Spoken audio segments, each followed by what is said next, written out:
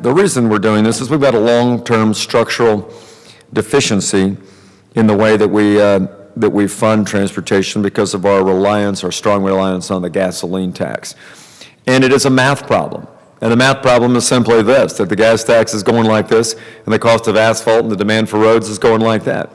And as a result of that, our reliance on the gas tax has created the challenge that we face today. So here's the plan. It is a comprehensive plan that uses a couple different mechanisms and does that without raising general taxes.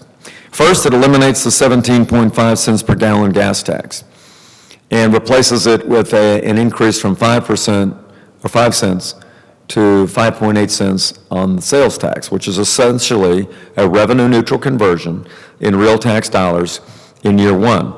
Now that saves about $700 million in gas tax appropriations for the citizens. I mentioned the reason is because the revenues are going to continue to decline with the gas tax, so we might as well be bold and innovative now, replace it so we don't have to come back every 5 or 10 years and talk about raising the gas tax or indexing it or something else. Let's replace it with something we know grows. The sales tax grows, the gas tax does not.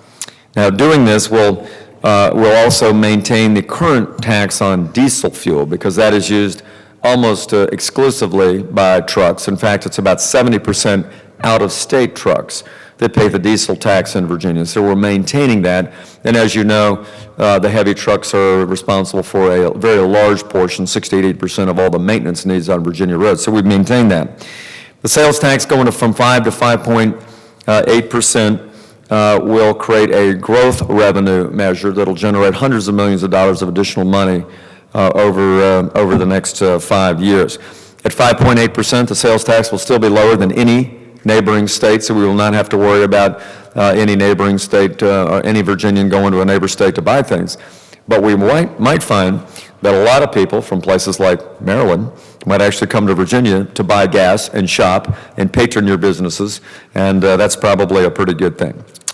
Fourthly, we will increase the existing use of the general fund. Now, this has been something that's been of some debate in the past, but I'm proposing that we increase the existing transfer of the sales tax from 0.5 cent to 0.75 cents over the next 5 years.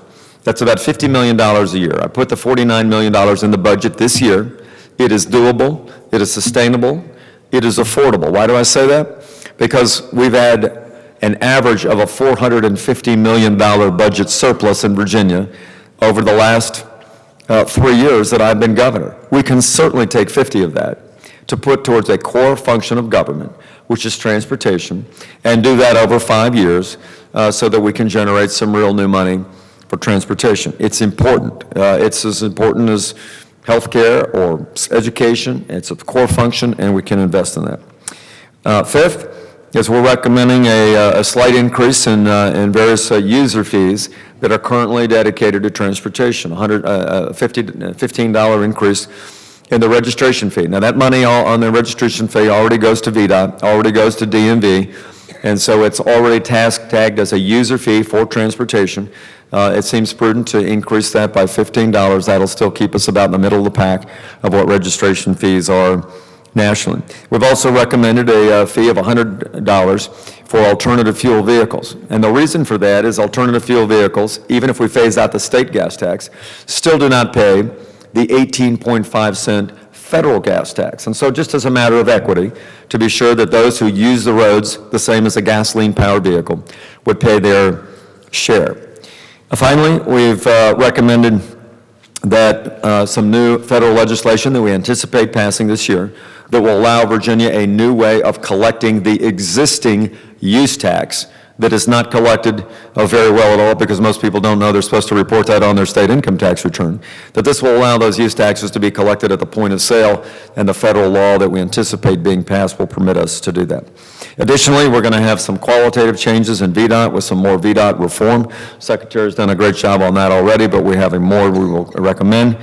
And we're also recommending that that a constitutional amendment finally pass to lock up these transportation funds in a lockbox so that people can trust that every dime that goes into transportation is spent on transportation.